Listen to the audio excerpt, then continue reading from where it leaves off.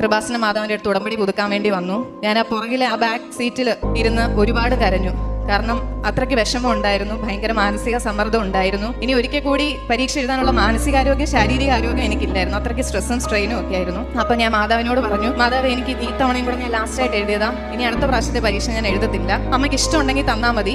അമ്മയുടെ തിരുക്കുമാരനോടും പറഞ്ഞേക്കാം, അമ്മയുടെ തിരുക്കുമാരൻ ഇഷ്ടമുണ്ടെങ്കിൽ മാത്രം എന്നെ ഒരു മജിസ്ട്രേറ്റ് ആക്കിയാൽ മതി, അല്ലെങ്കിൽ ഒരു ന്യായാധിപ ആക്കിയാൽ മതി. ഇനി ഞാൻ ഇതിനു വേണ്ടി കരഞ്ഞു വിളിക്കത്തില്ല എന്ന് ഞാൻ ലാസ്റ്റ് ആയിട്ട് ഒരു തീരുമാനം ആ പുറകിലത്തെ കസേരയിൽ ഇരുന്ന് എടുത്തിട്ടാണ് ഇവിടുന്ന് പോയത്. അപ്പൊ 2023 ഡിസംബർ 15 റിസൾട്ട് വന്നു. എനിക്ക് 22ാമത്തെ റാങ്ക് ആണ് ഈ പരീക്ഷയിൽ കിട്ടിയത്. അങ്ങനെ ഞാൻ അത് പാസ്സായി. ഇപ്പൊ ഞാൻ കേരള ഹൈക്കോടതിയുടെ civil judge junior division trainee ആയിട്ട് അങ്കമാലി ജുഡീഷ്യൽ അക്കാഡമിയിൽ ട്രെയിനിങ്ങിലാണ്. അപ്പൊ എനിക്ക് പറയാനുള്ളത്, മനുഷ്യരാൽ അസാധ്യം ദൈവത്താൽ സാധ്യമാണ്. ഞാൻ ഈ ഇന്റർവ്യൂ എനിക്ക് കിട്ടത്തില്ല, എനിക്ക് മജിസ്ട്രേറ്റ് ആവാൻ പറ്റത്തില്ല, ഇതെന്റെ ലാസ്റ്റ് അറ്റംപ്റ്റ് ആണ് എന്ന് പറഞ്ഞ് ഞാനൊരു വിധി എഴുതിയതാണ് അമ്മ മാതാവ് തിരുക്കുമാരനിലൂടെ മാറ്റി എഴുതി എന്നെ ഇങ്ങനെ ഇപ്പൊ ഈ ഒരു വലിയ പദവിയിൽ നിർത്തിയിരിക്കുന്നത്.